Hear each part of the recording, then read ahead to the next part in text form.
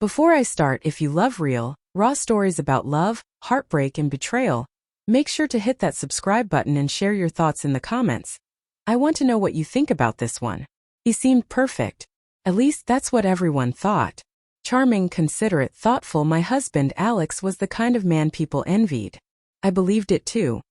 Until that night, the night I humiliated him in front of everyone, and everything I thought I knew shattered.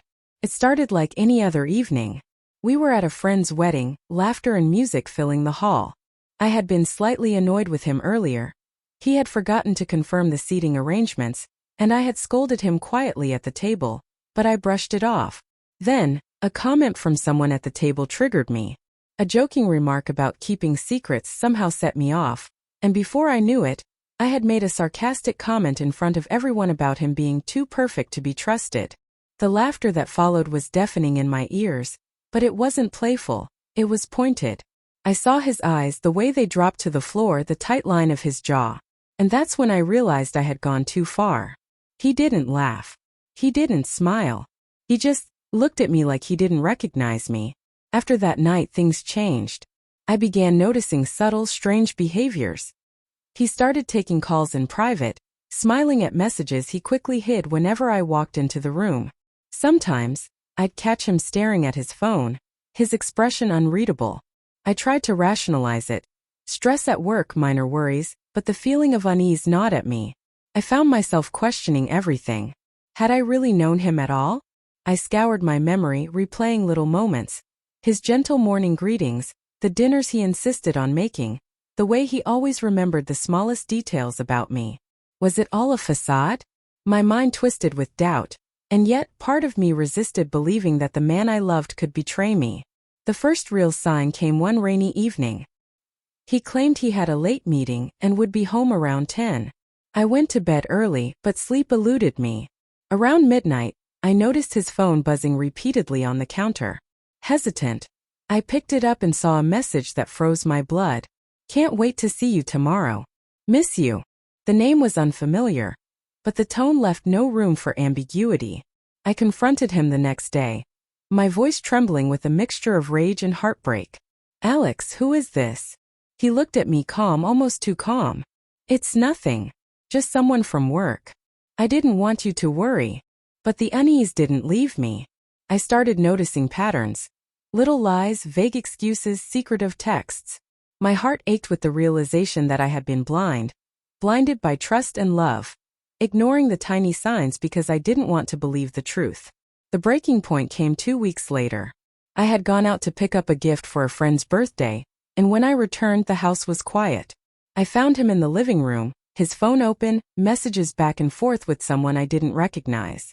The words were intimate, personal, and unmistakable. He wasn't just texting. He was emotionally invested in someone else. I didn't speak at first. I felt a strange numbness, as if my body had shut down to protect me from the pain.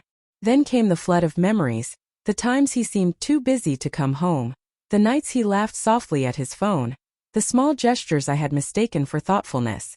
Each memory now carried the bitter sting of betrayal. Finally, I confronted him that night. Alex, I saw everything. The messages, the calls, the everything. He exhaled slowly, a long, deliberate breath. I didn't want it to happen this way, he said softly. I made a mistake and I hurt you. I never stopped loving you, I swear. But I was confused, and I let someone else fill the gaps I didn't understand in myself. Anger, grief, and love collided inside me. So all the times we laughed, all the promises were lies? No, he said, his voice breaking. I loved you. I still love you. But I failed to communicate. I let my insecurity, my fear, my foolish choices ruin everything.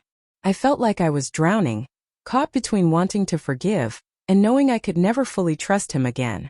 I remembered the humiliation I had inflicted on him in public, the sarcastic comment, the laughter. And yet he didn't lash out. He didn't scream. He didn't retaliate. He took responsibility for his actions, even when I had hurt him too. In that moment, I realized something important. Betrayal is complex. So is love.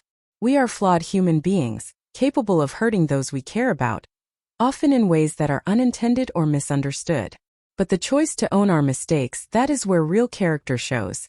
We talked for hours that night, peeling back layers of pain, misunderstanding, and regret. He apologized not just for the affair, but for the ways he had allowed distance to grow between us, for failing to be present when I needed him most. I admitted my own faults, the humiliation, the sarcasm, the moments I had failed to see his humanity. The road to healing wasn't easy. Trust, once broken, doesn't rebuild overnight. But over time we learned to communicate, to listen, to be honest even when it hurt. We started small morning coffees together, long walks, long conversations about everything and nothing. And slowly the laughter returned. Not the hollow kind that covers fear, but the deep shared laughter of two people trying to understand each other truly.